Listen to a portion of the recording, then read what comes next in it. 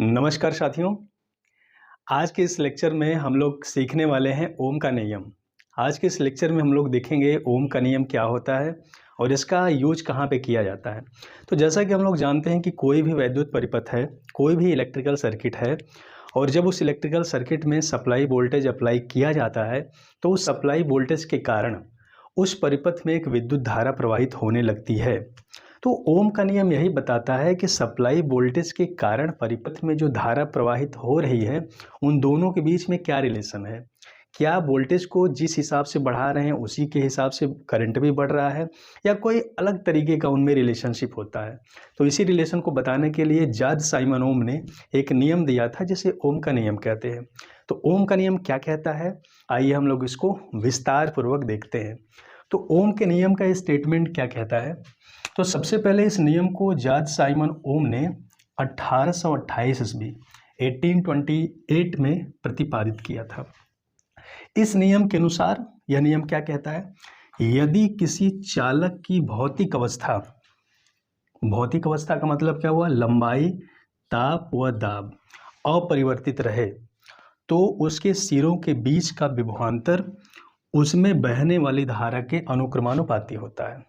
यानी कि V proportional to I, और V प्रोपोर्शनल टू I कब होगा, जब चालक की सभी भौतिक अवस्थाएं जैसे लंबाई, ताप व दाब अपरिवर्तित रहे तो उस कंडीशन में होगा V प्रोपोर्शनल टू I।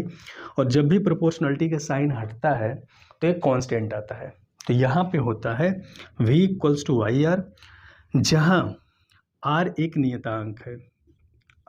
नियतांक है जिसे चालक का वैद्युत प्रतिरोध कहते हैं।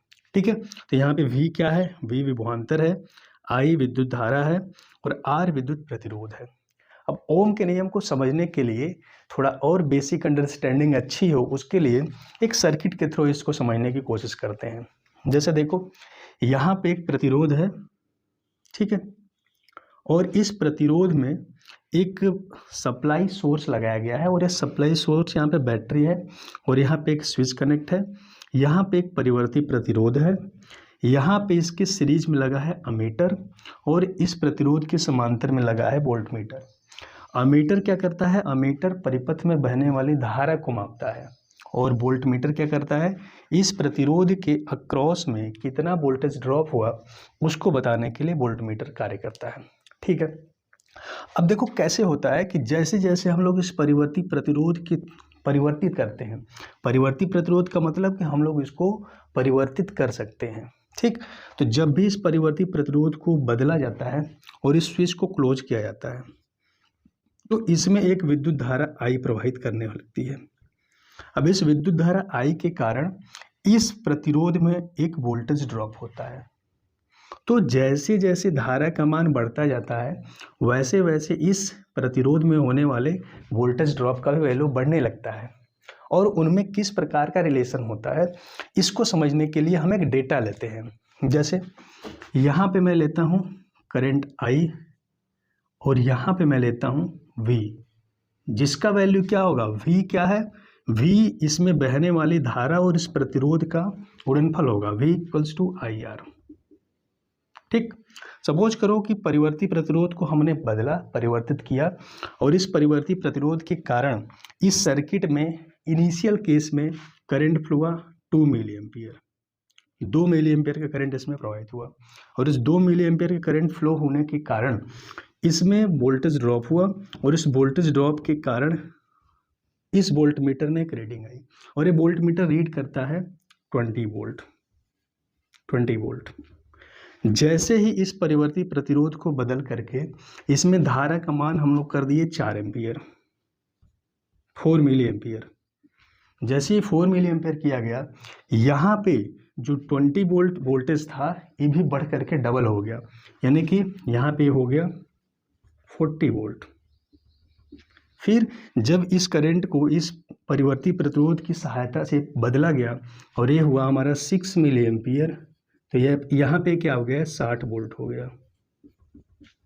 ठीक है, तो अगर हर केस में हम लोग V अपॉन I का रेशियो यानी कि R का वैल्यू देखें, R equals to V by I, तो फर्स्ट केस में क्या होगा, 20 वोल्ट बाई 2 मिली एम्पियर, तो क्या होगा यहाँ पे हो जाएगा 10 × 10⁻³ ओम।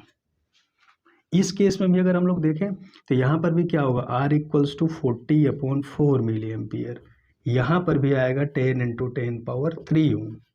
थर्ड केस में इसमें भी देखें तो R = आएगा 60/6 मिली एम्पियर, इस केस में भी हमारा आएगा 10 × 10⁻³ ओम। तो हम लोग क्या देख रहे हैं कि वोल्टेज को इस जो इसके क्रॉस आ रहा है, इसका वैल्यू जो कि करंट के परिवर्तित होने से चेंज हो रहा है, बट हर एक केस में V और I का रेशियो क्या है, कांस्टेंट है। तो इन सभी पॉइंट्स को अगर हम लोग कंसीडर करके ग्राफ बनाते हैं तो यहाँ पे एक स्ट्रेट लाइन मिलती है जो कि ओरिजिन से होकर के जाती है, ठीक है। तो यहाँ से ये भी हमको समझना चाहिए कि जो ओम्स लॉ होता है, ओम्स लॉ में जो V और I के बीच में ग्राफ बनता है, एक स्ट्रेट लाइन होता है जो कि ओरिजिन से होकर के पास होता है, ठीक।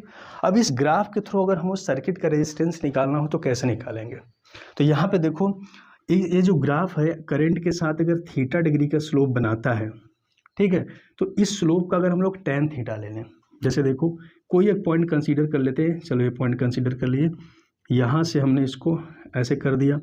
अगर ये वोल्टेज हमारा V है तो भी वोल्टेज हमारा V होगा, ये करंट I है।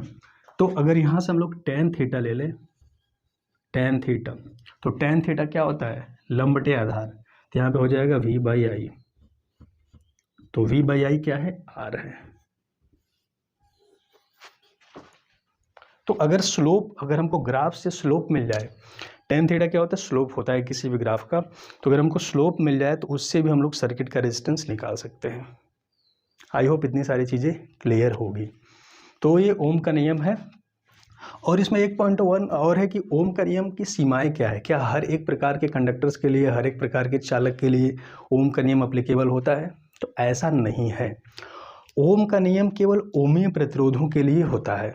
ओमीय प्रतिरोध क्या होते हैं, जो ओम के नियम का पालन करते हैं, मतलब जिसमें वोल्टेज के बढ़ने से करंट जो बढ़ रहा है लीनियरली इंक्रीज हो रहा है, जिस रेशियो में वोल्टेज बढ़ेगा उसी रेशियो में करंट बढ़ेगा, वहीं पर केवल हम लोग ओम के नियम को अप्लाई करेंगे। जैसे कि जितने भी धात्विक प्रतिरोध होते हैं, मेटेलिक रेजिस्टेंस होते हैं, जैसे कॉपर हो गया, एल्यूमिनियम हो गया, सिल्वर हो गया, यहाँ पे ओम का नियम अप्लाई होता है।